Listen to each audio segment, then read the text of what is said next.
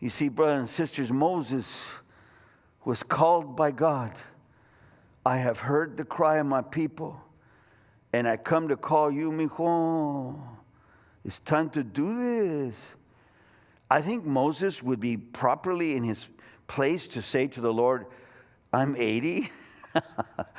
I'm beyond retirement, and I think I'll put my retirement papers in with Jethro as soon as I get back to the tent tonight. No, your career has just begun. What's that in your hand? Oh, it's my staff. I've had this thing for 40 years. Look at all the stature and status. This is the most important staff in this whole country. But I quit asking about my staff because I'm not going to Egypt. It's my stepbrother's Pharaoh now, and they're pretty mad at me over there. It's been 40 years, Moses. I want you to go back over there. Well, no, it's just that they're not going to believe me. Well, what's that in your hand? Why do you keep asking about my staff? I only got up the mountain because of it, and I can't get off the mountain without it. Throw it down. ¿Huh? No.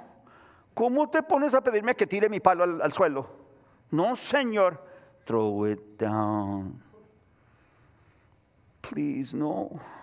No. You're asking me to give up my identity, my leadership, my authority. I'm first elder. Throw it down, mijo. Ask me anything. But why this? Throw it down. He hardly looked 80. You know, adults don't know how to cry anymore. Especially men, we think it's less than manly to cry. You even break a finger. And we don't cry because, the finger may be dangling. Give me some popsicle sticks and tape. So when men cry, we make a fuss. It's very embarrassing to watch a man cry sometimes. Moses made a fuss.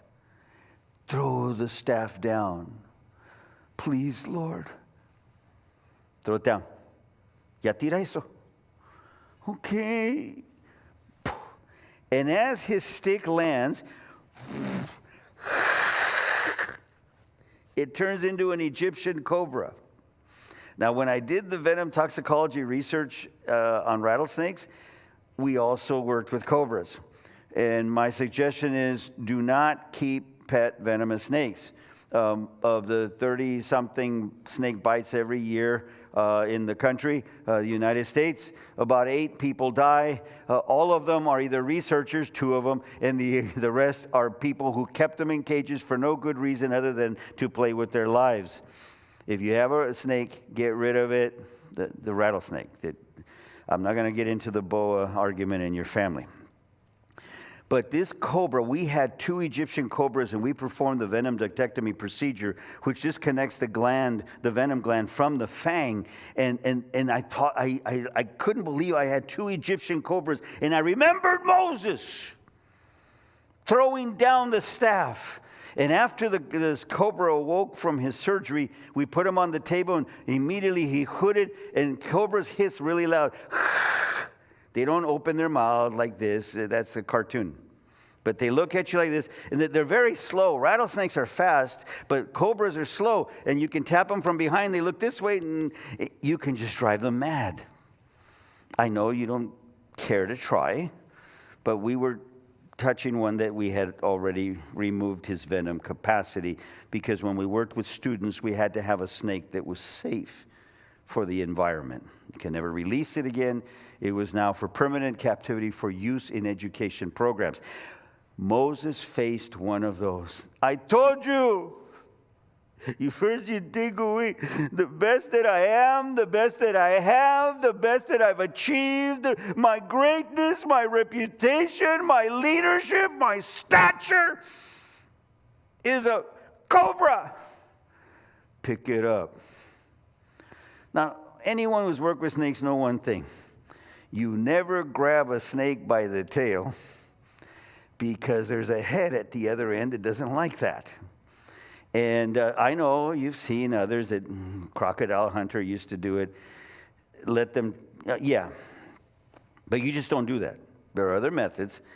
And God said, pick it up by the tail. You see, you can be confused when you obey God. You may not understand His will. Like a child when mommy says, no, we're not going to buy the Snickers bar at the grocery store. Because you notice all candy bars are at child level. And at adult level are all the mints. Industrial strength, that's for Rojas right there. Save all the people you can. Take a whole package. But at child level is the candy bars. That's why you pull your back reaching for that Snickers bar for yourself that you sneak out to the parking lot with. No, anyway. God said, take it by the tail. And like a child who wants a candy bar, that child's not going to understand mommy when she says, no, sweetheart, you're going to ruin your appetite for supper. No, we're not going to have that. Baby, you said milk is good for me. And this is not the milk we want. We get other types of milk back at the... See, the child does not understand why mom won't let her have the Snickers bar. And that's how we are. We don't always understand why the Lord calls us to do something. We just don't get it. Well, as long as I don't understand, then forget it. What's wrong with obedience? Whatever happened to make obedience so improper in the journey of faith of a Christian? Whatever happened to simply, I trust Him. I may not understand, but I trust Him. Pick it up by the tail. Well, I guess I'm going to die anyway. And the snake, he's scared. That's why he's hissing. And Moses grabs it by the tail. And the staff of Moses came back. And then God said, take that staff. And when I tell you to raise it up, call upon my name and raise it up. Obey me the way you obeyed here today. Go to Egypt and show Pharaoh what I have shown you. The rod of Moses became the rod of God. See, when we give to God, we give to Him our best. What represents who we are, what we will be, and what we have been.